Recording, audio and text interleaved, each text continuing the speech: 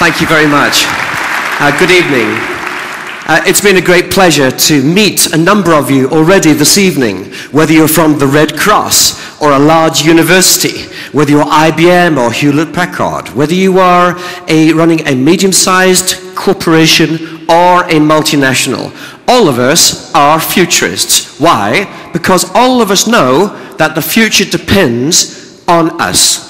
You see, the future can be just something you get ready for and adapt to, or you can see the future as something which we create. And I believe that tonight 800 people are in the business of creating the future. And that is exactly what I want to talk about. I want to look at three areas which are fundamental to the future.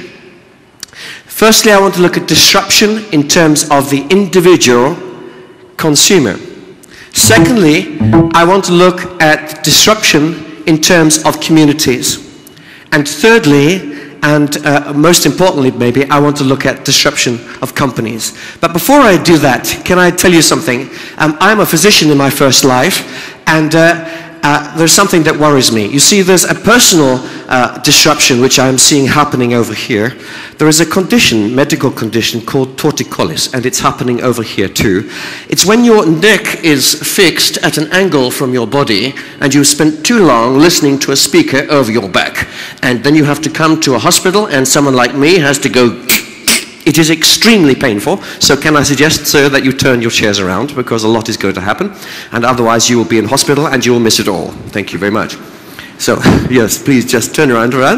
It's amazing how many people will sit in front of an empty plate for an entire hour waiting for dinner. Never mind. Okay, now, let's have a look then at the first of these disruptions, and I want to look at web babies. What are they? Who are these people? And how are they actually going to live? The trouble is that the web has made us incredibly impatient. You know that 30% of all your customers can be lost in the first 30 seconds of waiting for a web page to load. My friends, I'm not talking future, I'm talking yesterday. You tell me the future. The future is 50% lost in the first 15 seconds. Now that's tough. 15 seconds of answering the phone and a robot is not good enough. 15 seconds for a web page to load. 15 seconds for a credit card transaction to be accepted, and all the rest. This is tough. And you know, it affects all of us. You know, I was in New York the other day, and I was in a huge tall building of 55 stories and about 1 or 2 lifts. And you can imagine I got up a little late, and I was already rushing to get to the event, and I was standing there. 6 of us were standing there actually, and we sat there. Someone pressed the button. Someone else pressed the button. I confess to you, I pressed the button 3 times. Now, I know this is an embarrassing question, but in the atmosphere of this evening, I hope that you trust each other enough to tell me the truth. Please, it's very, very important for me to know this. Put your hands up if, like me, sometimes you have actually pressed a lift button more than once. Put your hands up. Now, my friends, I mean, what were you doing? I mean, what was I at? You know and I know that Bill Gates himself cannot produce a lift any faster by punching buttons. And what we begin to learn is that people behave irrationally, Patrick, under pressure. And I went to the US last week, and I was talking to 850 airline pilots. I asked them, I said, put your hands up if you talk to the lift. Okay, they all put their hands up. Now, let me ask you a question. Put your hands up if you talk to your car or your computer. Or, you're too embarrassed now, but I can see that by your laughing. But you see, what happens is we behave irrationally. And you will find the same is true of fund managers and airline pilots and accountants and IT digital communications specialists. All of us are the same. Why? Because the future of your business, my friends, is not about technology. It's not even about disruption. It's certainly not about innovation alone, but it is about a single word, and this word is perhaps the most important disruptive element in your future, and it is emotion. It is the reactions of people to your products. It is how they feel inside when they have had your service. It is that which will drive the most disruptive things in the future. And I can give you hundreds of examples in just about every industry you can imagine. Let me just show you one. By the way, this is why we don't believe market research. I mean, what a nonsense. Market research can't tell you the future. Market research simply tells you history about what your customers used to think about tomorrow. And it's often wrong. Let me explain. My mother used to think that the devil himself lived in a mobile phone. Forgive me, Mother, if you see this on YouTube later. But she really wasn't that keen on mobiles. And actually, she thought that anyone who traded stocks and shares online was a complete and utter idiot. She didn't have email or anything.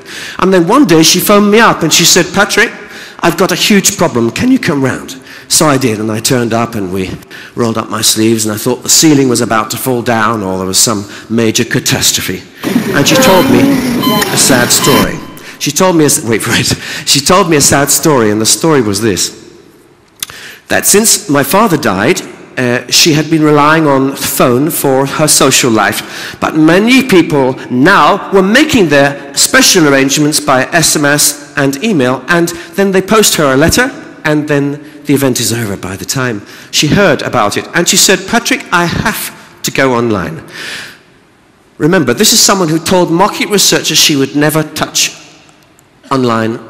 She would never bank online or anything. So I went and bought a computer. It turns out that she doesn't just want any computer. She wants a big one with a huge screen, high definition. She wants a broad computer. She doesn't understand about the band. She wants a Skype computer. She wants to video people, and she wants to do everything in the garden. So we came back with one of the world's fastest mobile PCs, everything. We came back with video conferencing software. We came back with emails, spreadsheets, and everything else, and a 3G video phone. The following morning, she phoned up and she said, Patrick, thank you. It's been so helpful. Everything works. I'm sending emails, but there's a problem with my bank. She's talking to me. I keep phoning my bank, and they keep on telling me that they can't see me, and I can't see them. I don't know what's wrong. And my mother has jumped 35 years of technology in 3.5 hours, and now expects every call center in the world to be video 3G enabled. Because to answer a call just with voice is so last century, or so my son tells me. So that's why we don't believe market research. And I'm going to show you this video, which was banned in my country. Maybe you have seen it. It was shown on TV for a short while because it scored 100% for market research. But as soon as it was shown on British television, it was banned. Why? I mean, why on earth would my country ban this video? What do you think? Any idea at all? Any ideas why it might have been banned? I cannot show it in my country. Any ideas? Any thoughts? It is reality.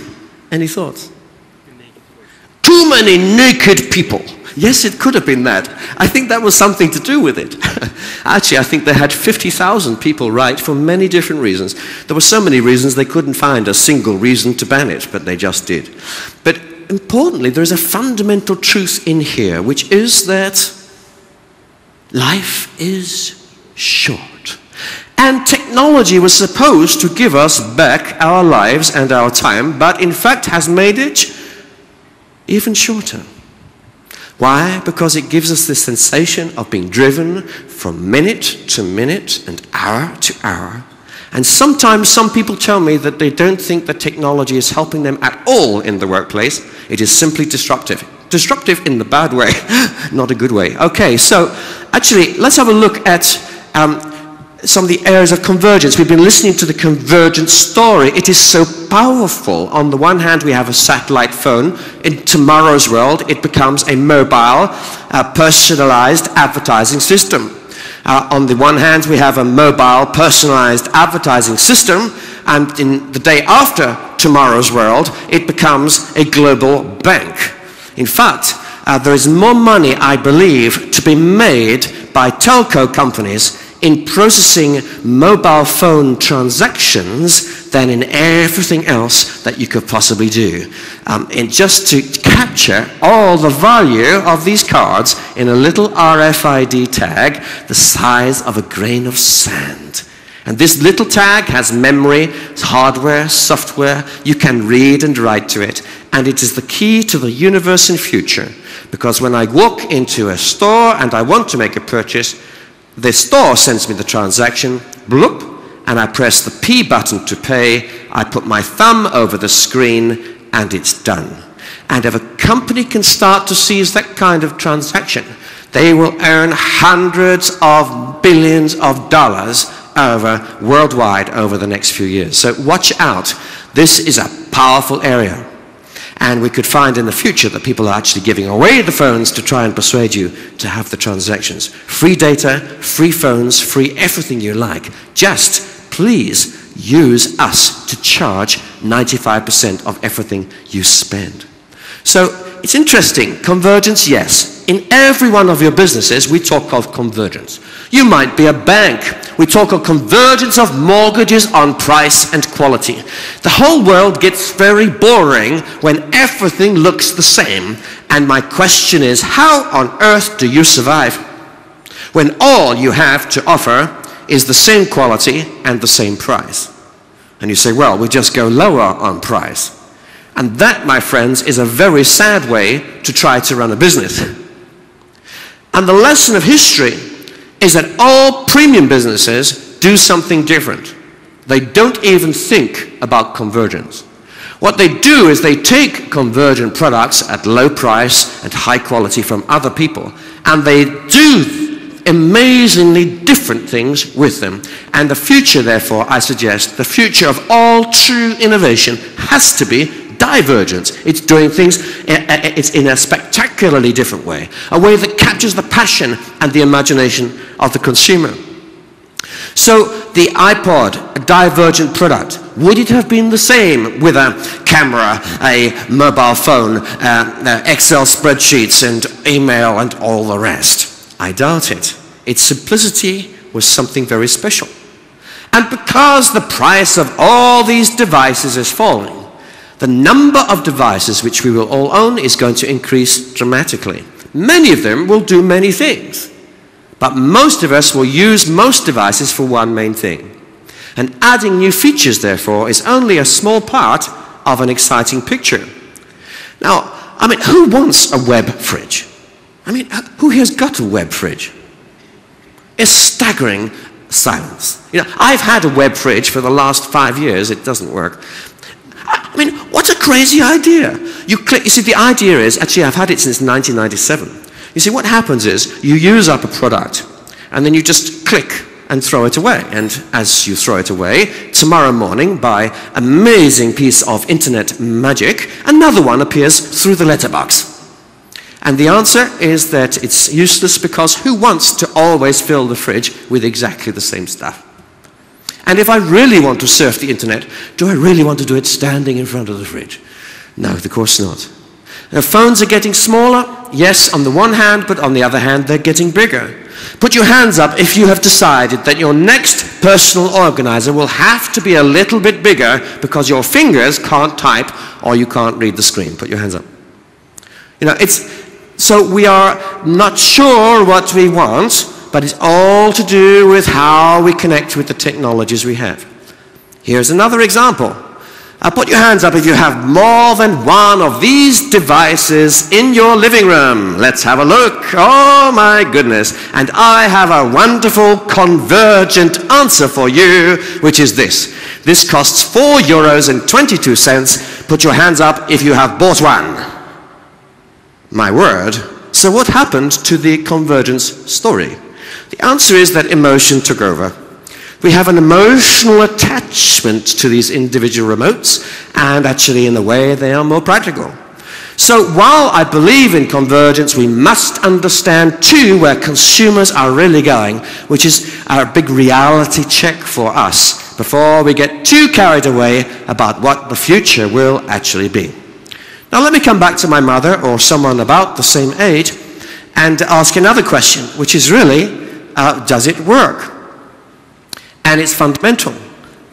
Here I was yesterday. In fact, this was this morning in London. And this is me filming myself trying to make my PDA synchronize with my computer. Put your hands up if you've had a problem doing that in the last year. Have a look. Now, my friends, we are supposed to be reasonably intelligent people here today. Some of us even are specialist IT gurus, but we are still defeated by basic tasks like trying to get our stupid address book to talk to the computer. And what it shows us is while we can race ahead with all the bits and the bytes and all the big features in the world, that actually what my mother really wants is something that plugs in and really works. And you know, and I know, that that is one of the biggest debates that's going on in the whole next door. It's not, what will your machines do for me? It's, how easy is it to use? Does it really work? And does it work every time? And what on earth happens to my business if I build my whole business on your system and then it lets me down for 2 days?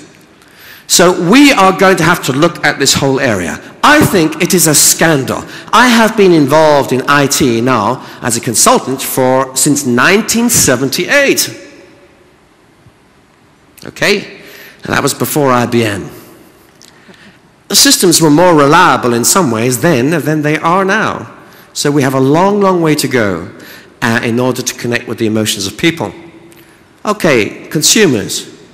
What about communities? Well, we talk about Web 2, and I just want to really make one point here. Yeah, we all know about it, and eBay is just one example. It's a big one. This community of people is a place where a third, 1 in 3 of all UK online people go to visit their community once a month at least. 10% of all online searching time in my entire country is just people trading with each other or looking and shopping with maybe 1 or 2 or million others who are selling stuff. And this is the first day, and you know that there are hundreds of others of these things springing up. And then there's YouTube. Who's watched a YouTube video in the last 6 months? Well, you have joined the biggest TV station in the entire world, and it was started by a 25-year-old guy called Chad Hurley and a friend. And it was my privilege to interview him recently. And I said, you know, what does it feel like? You know, you had how much money in the bank? He said, well, basically 0. You had how many computers? He said, basically 3. I said, how much advertising did you spend? Basically nothing. And you're telling me that in 2 years, you developed the largest TV station in the entire world, just like that? And what about the software? Was it very complicated? Basically no. You mean that anybody else could have done it in 4 weeks? Oh yes. So it was just because you were the first? No. Well, what was it then? It captured the imagination of people. And as a result of capturing the emotions of people, Chad Hurley received a check for $1.63 billion after 24 months from Google. Interesting. What does it mean for your business? Well, I'll tell you what it means. You see, in future, if they want to find out about your business, people may go to YouTube first. Why? Because they might find a disgruntled and angry customer who spent 3 hours last night making 50 different YouTube video clips about your products. They might find another customer who's saying what a fantastic job you've done and how you totally revolutionized their entire business. But this is an awesome community full of power, and it's just starting. And where we see it already is in the text-based communities, and in particular one website called Travel Advisor. If you type the name of the Sheraton Hotel in Belgium into the Google, you will find one of the first sites that comes up, maybe even above Sheraton's official website, is Travel Advisor, which is simply a collection of hundreds of thousands of individuals like you and me who put up little comments saying, room 303 is very good, 304 is a little bit close to the lift. Or they say, this is a fantastic hotel, much better than the brochure said. Or they say, this place is so awful that my wife nearly died, please promise me you will never ever stay. Now, if you see that coming up, these entries coming up as the first and second line on Google, and on the right-hand side you see the nice big fat paid for advertisements from the Sheraton, say, which would you click on first to find out what the hotel is actually like? Put your hands up if you would consider clicking on TripAdvisor first to get the unofficial, real view of what the hotel is like. Put your hands up. Put your hands up if you would not trust TripAdvisor, but actually you think it's loaded with comments from the hotel themselves, and that actually the best thing is to press on the official site. My friends, you have just told me something of huge importance, which will impact every one of your businesses over the next 25 years. What you have told me is that in the online world, advertising is dead. Why? What you've told me is this. If the Sheraton has a problem with quality in London, if they really do, they had better sort it out. Because if they can't sort out the quality, and every time someone types in Sheraton in London, they get line after line after line after line of comments, and you can see October 20th, October 21st, and you think, that was yesterday. That was yesterday. And you see hundreds of these things. I promise you, Sheraton in London can spend $1 billion in online advertising, and what will it do? It'll simply make them seem worse. Because the more they advertise saying they're the best in London, the more the gap appears between the reality. So what we learn is this, and this is very exciting if you're a smaller company. If your product is great, if your customers are satisfied, if you're connecting with their emotion, if they feel a part of your family, if they passionately believe in the service they got from you, then your fame will spread online faster than you would dare believe. And without any advertising budget in the world, you too might start a tiny business like Chad Hurley and land that with a big check after just a short time. But if there's a gap between what you promise and what you deliver, then may God himself help you, because you will not survive. You will be toast, and you'll be out of business faster than you would ever imagine. So actually, I'm a great passionate believer in these communities, but it means that we need to rethink advertising. Advertising, forget it. What we're talking about is information. We're providing the online community with accurate information which is verified by our users as correct, and you take your own choice. We're not here to sell, we're here to reveal the truth about our amazing products which we don't think you know about. And when you come to us, we hope that you'll feel like telling some others too and pass the word along, because it helps everyone. So consumers, they're fickle, they can change fast, and emotion is everything. Communities, wow, they get powerful when they are together, and it's changing our whole business models in a very disruptive way, but very positive. And then the third area, companies. There are lots of technologies next door about virtual companies, virtual working, virtual teams, virtual collaboration, and rightly so. And we're talking about convergence of all kinds of platforms onto the PC, onto the phone, to enable you to get, I think, maybe 40–50% increase in productivity. Actually, most people in most desks, I believe, could easily get, easily get a 20% increase in productivity just with one piece of software, which is free. Let me just ask you an example. Who here uses Google Desktop? Right. Who here is forbidden to use Google Desktop as part of your corporate policy? You're not allowed to use it at your workplace. Put your hands up. What's really interesting, Google Desktop is just one piece of free software. All it does is it means that I can search 3 billion documents on my PC as fast as I can search 8 billion documents online. Isn't it sad that I can search the whole of the internet in 1 nanosecond, but trying to find an email in my hard disk is a nightmare? So Google has just done for what they should have done anyway and put it on the desktop. Now, many companies, I would say at least 70% of all multinationals will not allow any executive to install something like that on their own systems for fear of disruption and chaos. So what happens is people do their emails at home and they can work productively. They can use Skype. They use all kinds of free online information sharing systems. They use all kinds of free desk sharing and video systems and Skype and all these other things. And then they go to work, a nightmare. So we are seeing a gap between the innovation which is happening in people's personal lives and what is happening in many of your businesses. And there's a big struggle to catch up with it. Because, of course, the risk of putting the new operating systems in on every PC can be very great, but we have to do it. You see, most people, I would imagine, who work for you have more bandwidth at home than they do at work. Put your hands up if you think that's true. The people who work for you, senior executives, have more bandwidth at home than they have on their desk working for you. Put your hands up if that's true.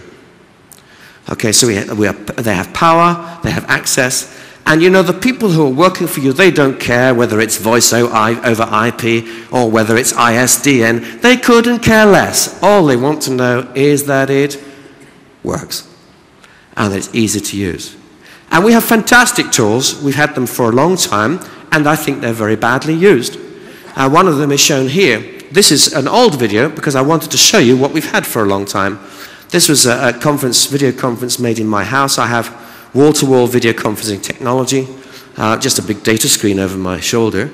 And here I am. I'm interacting with hundreds of people in 9 different countries simultaneously to wrestle with a problem. That was during the SARS outbreak. We couldn't travel.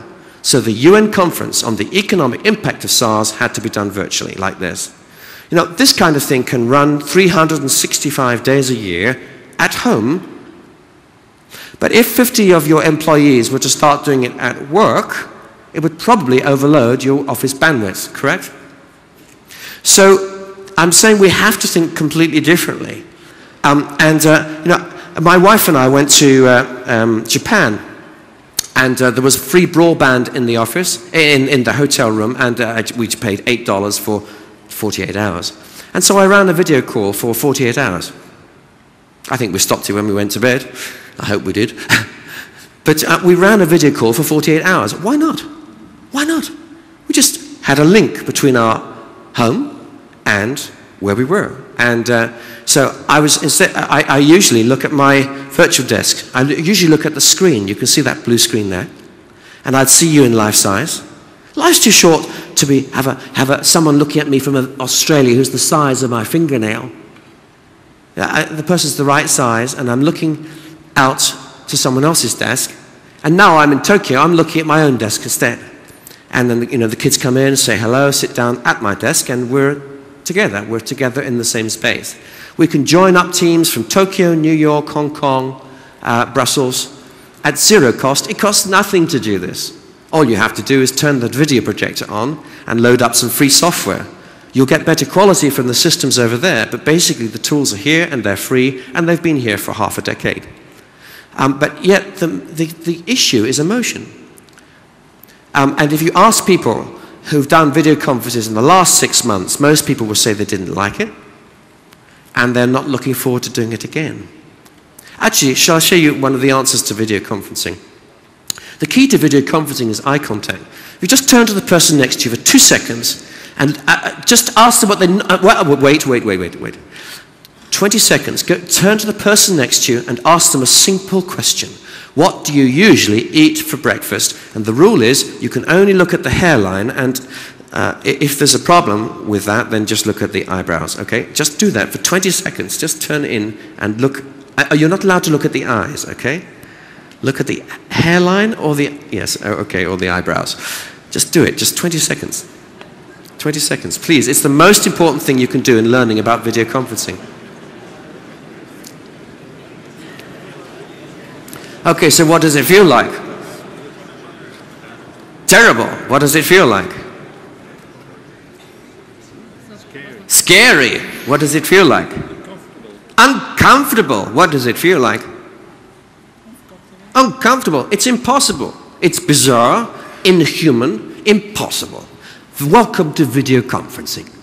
Video conferencing where you have a camera on the top of the screen and the screen is here. So everyone sees my bald patch. That is all they see.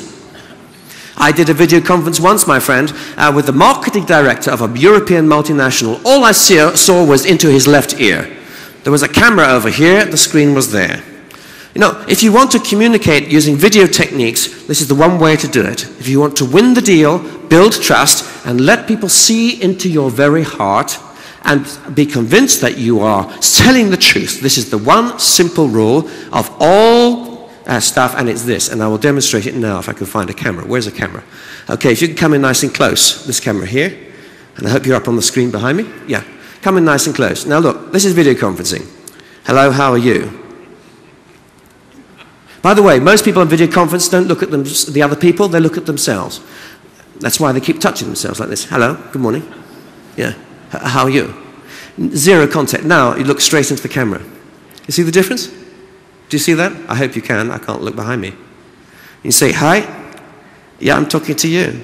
No, I'm not. Can you see the difference? It's incredibly sensitive. And that's from a camera that far away. So talking to a camera, let's make it human. Once again, we're learning the future's not about video conferencing. It's about emotion. That's what it is. And when we tackle emotion, when we connect with emotions, then things really start to happen. And here's one final thing. Really, and that is, here's another thing where I think we go wrong. You know, our house is being rebuilt at the moment, and I'm having to phone loads and loads of builders, the gas board, the electricity people, the water board, and everyone in the world. And you know what? The same thing always happens, and you know what is going to happen now. Press 1 for counts. Press 2 for, press 3 for, and they go on through layer after layer, and then brrr, cut off to go back again. Put your hands up if you find that as annoying as I do.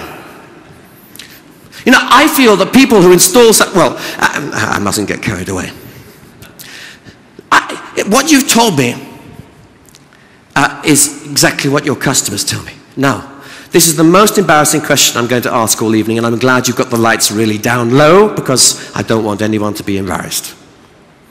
Okay, truth time. I want you to put your hands up once more if your company has such a system. Come on, come on, come on. Will you give yourselves a round of applause for your honesty? Thank you very much. Now, listen. What are we doing? You have just told me, my friends, that you think that anyone who installs such a system should be regarded as a criminal, be put in prison, and throw away the key for 100 years, correct? That's why you put, yes, okay. But that's what we're doing. So why is it that we put in systems which we know will make our customers absolutely mad? I'll tell you the saddest thing. I don't have any relationship with the water company except on the phone. My only relationship with them is on the phone. It's the same with a telco company. It's the same perhaps with your business. And that is why how we receive the calls is incredibly important. What I'm saying, my friends, is that I think sometimes we use technology in the wrong way to take human beings away from the one place where we can build an emotional relationship, which is when a customer is in trouble and they need help fast. And remember, we said it was 30 seconds to lose a third of your business. In future, it'll be 10. 10 seconds to get through to a warm, compassionate, intelligent, informed human being who can deal with my problems. And that's what your customers really want. And you might say, it's impossible, Patrick. It's much too expensive. No, it's not. Because when we use technology in the right way, then we find that many of the customers we identify as they're coming in because they called before. So I say, oh, hello, Patrick, and how are you? How is the house? I haven't spoken to this company for 3 months. But my call has automatically been switched through to Terry's desk because he knows me best. And I'm sorry, you're probably looking for Terry. He's out at the moment, but wait 20 seconds, I can just see the case coming up now on the screen. How can I help you? Wow, that's what intelligent technology is about. It's focused, it's personal, it's friendly, and the aim is that it's very emotional. It helps a human being who's a complete stranger become a close friend. I would be so grateful for a call like that, wouldn't you? If it's 3 o'clock in the morning and there's water pouring through my roof for the 3rd time in a month for the same problem, I would be very glad of someone answering the phone like that. So what do we learn then? When we're talking about disruption in the consumer, disruption in communities of people, and disruption in our companies, what we learn is this: that the winners will be, as we heard already before, as you heard before I spoke, the winners will be visionary companies who think rapidly, out of the box, who are prepared to embrace radical new partnerships because you can't do it on your own. It's new synergies, new relationships, new technology partners and the rest, because life's too short to go on reinventing the wheel. It's too expensive. If someone has already done it for another company, even if it's a competitor, it's great to just grab the same technology and have it at 1/8 of the cost or less. To embrace radical new partnerships and ways of working, to integrate our processes so that our IT flows in as part of the business strategy rather than fighting with it. And to create reliable products and services that meet real needs. And of course, the ultimate slogan for every business is this, and how could it not be? Why do we exist? We exist to make your world a better place. Through our products, through our services, we're here to solve your problems. That every single business here tonight is based on that fact, that you sell a promise. You sell a promise that you will deliver, and when you deliver, someone's world, somewhere, will be better, at a price which they believe will be reasonable, considering this huge benefit. And you know what? Therefore, the purpose of every business here tonight is to deliver on that promise. It's as simple as that. It's a moral issue. If you make me a promise, and you're going to charge me a lot, I want you to deliver on it. And when you do, my friends, because it is so rare for businesses to actually deliver on their promises every time, when you actually do, I will reward you with a huge, whacking great reward, which will be your profit. Why? Because it's so unbelievable. I actually found a company that made a big promise to me, delivered on time, under budget, and did it in the most spectacularly wonderful way that was stress-free for me. I'll be back there tomorrow, and you know what? You could charge me a premium price. I will probably go for 20% up on what you charged last time. Why? Why would I take the risk with anyone else when I know that you're the best and that you actually deliver? So making life better, that's what IT was intended to do. And as we connect with the passions that people have, we get close to their real needs, whether it's our consumers or the people we work with, we will build successful businesses, build a better future, and a profitable one. Thank you very much.